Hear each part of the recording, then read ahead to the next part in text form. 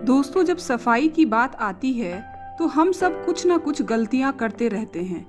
हम सब कुछ ना कुछ शॉर्टकट्स अपनाते हैं क्योंकि हम सब कहीं ना कहीं अपना काम आसान करना चाहते हैं। मगर विश्वास कीजिए, यही शॉर्टकट्स हमारे लिए आगे चलकर परेशानी का कारण बन सकते हैं और हमारा काम और बढ़ा सकते हैं। चलिए आज बात करते हैं ऐसे ही कुछ गलत आदतों की जिसके कारण हमारा घर साफ नहीं दिखता। दोस्तों, अगर हम कोशिश करें तो हर हफ्ते हम 1 से 2 गलत आदतों को बदल सकते हैं।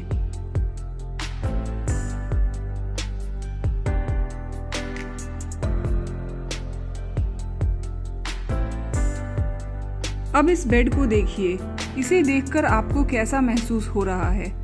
अगर आपने अपना सारा रूम सजा लिया है मगर सुबह अपने बेड को ठीक नहीं किया तो आपका सारा रूम अव्यवस्थित दिखेगा।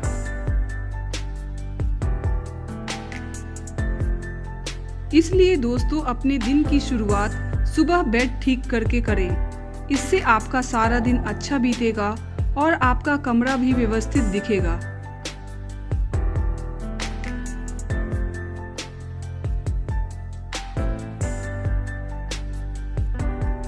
हम में से कई लोग गीले टॉवल को कई बार बेड पे या इधर उधर रख देते हैं। इस आदत को तोड़ना बहुत ही आसान है। हमें गीले टॉवल को सूखने के लिए हमेशा किसी जगह पे फैला देना चाहिए ताकि हम उसका दोबारा यूज कर सकें।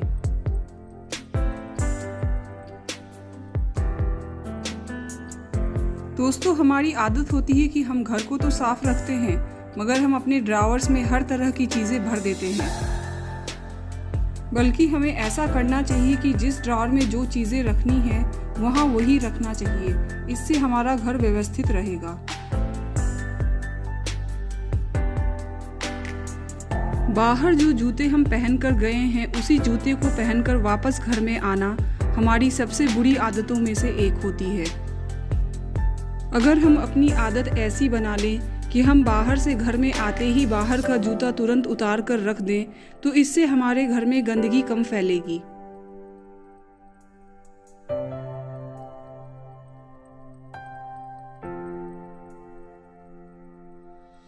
इसलिए आप जब भी बाहर जाएं, आप घर पहुंचते ही सबसे पहले अपना जूता उतारें और उसे शू रैक में डाल दें।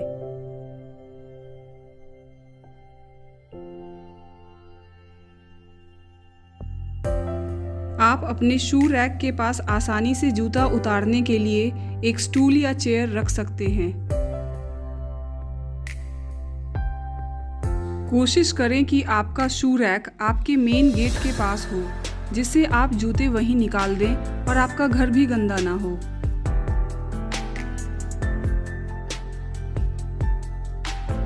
देखते ही देखते बर्तन कब जमा हो जाएं पता ही नहीं चलता, मगर बर्तनों को सिंक में जमा रखने से हमारी परेशानी और बढ़ सकती है और बीमारियां भी फैलने का खतरा होता है। इसलिए जैसे ही आप खाना बना लें, बर्तन धो लेने की कोशिश करें। इससे आपका घर भी व्यवस्थित रहेगा। कई बार हम घर की सफाई होने के बाद डस्टिंग का काम करते हैं। इससे हमारा काम और भी बढ़ जाता है क्योंकि इससे और गंदगी फैलती है और हमारा घर फिर से गंदा हो जाता है। इसलिए हमें कोशिश करनी चाहिए कि हम घर की सफाई से पहले ही डस्टिंग कर लें।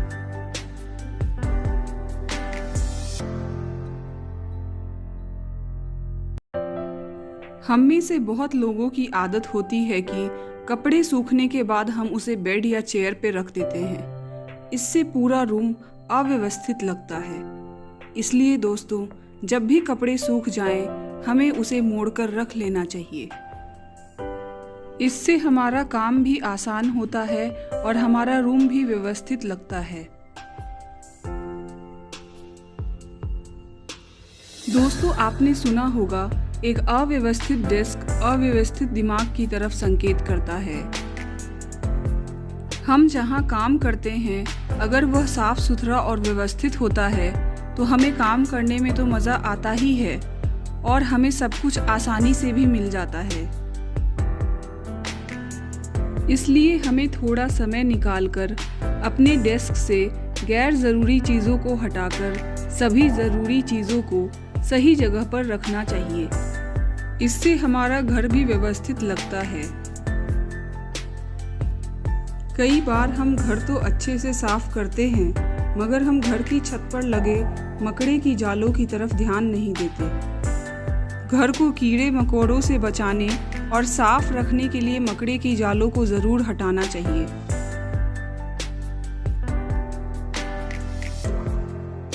कई बार कपड़ों को ज़्यादा साफ करने के चक्कर में हम उसमें हद से ज़्यादा डिटर्जेंट डाल देते हैं। इससे हमारा भला कम और नुकसान ज़्यादा होता है। अगर ज़्यादा डाला गया डिटर्जेंट ठीक से ना धुले तो इससे हमारी परेशानी और बढ़ सकती है। दोस्तों, कई बार हम अपने कबर्ड को तब तक साफ़ नहीं करते जब तक वो बहुत गंदा ना हो जाए और उसमें कपड़ों का ढेर ना लग जाए, मगर यह बहुत ही बुरी आदत होती है और इससे हमारा कबर्ड बहुत ही अव्यवस्थित लगता है और हमारा काम भी बढ़ा देता है।